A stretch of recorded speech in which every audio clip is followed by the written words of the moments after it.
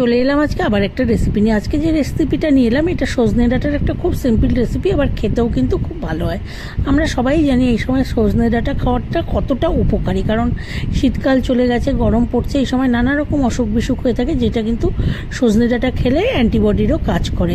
সেই জন্য একটা সিম্পল রেসিপি নিয়ে চলে এলাম। নমস্কার বন্ধুরা, আমি মৌমিতা চলে এলাম আজকে আরও একটা রেসিপি নিয়ে মৌমিতা রেসিপি চ্যানেলে।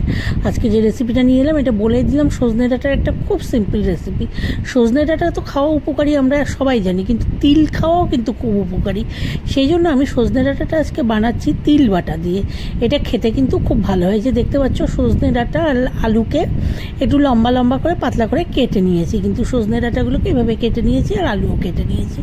এবার এটাকে 3-4 বার ভালো করে ধুয়ে নিতে হবে। কিন্তু এদিকে কড়াইতে আমি দিয়ে দিচ্ছি সর্ষের তেল। তেলটাকে একটু ভালো করে গরম হতে দেবো।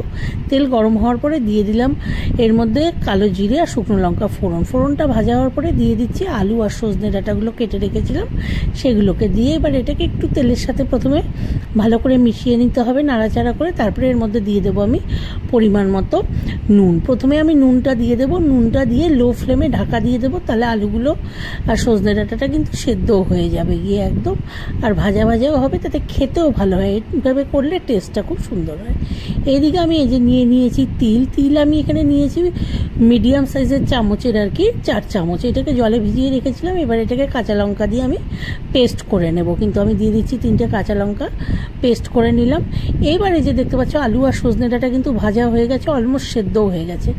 এবার এর মধ্যে আমি দিয়ে দিলাম হচ্ছে তিল বাটাটা দিয়ে আবার একটু ভালো করে নাড়াচাড়া করে নিচ্ছি। তিল বাটা দেওয়ার পরে বেশি ভাজা হতে দেওয়ার দরকার নেই।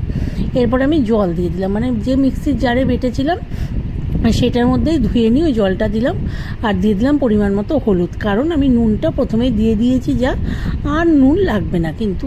এবার এটাকে মিডিয়াম ফ্লেমে ভালো করে আমি টানিয়ে নিলাম, নিয়ে এর মধ্যে অল্প চিনি দিয়ে দিলাম টেস্টের জন্য, কেউ চাইলে এটা নাও দিতে পারো। এবার আমি গ্যাসটা অফ করে 5 মিনিট রেখে দিয়েছিলাম, তারপর আমি এটাকে এই যে সার্ভিং প্লেটে সার্ভ করে দিচ্ছি। কিন্তু এই সময়ে এটা খেতে খুবই ভালো লাগে, মানে দুটোই উপকারী, যেমন তিল উপকারী সেরকম সজনে ডাঁটাও কিন্তু খুবই উপকারী খাওয়া। আর এই রেসিপিটা খেতেও খুব ভালো হয়, খুব সুন্দর হয়। আশা করি তোমাদের এই রেসিপিটা ভালো লাগলে একটু লাইক করবে, শেয়ার করবে, কমেন্ট করবে। চ্যানেলটাকে সবাই প্লিজ সাবস্ক্রাইব করে নিও। সবাইকে অনেক অনেক ধন্যবাদ।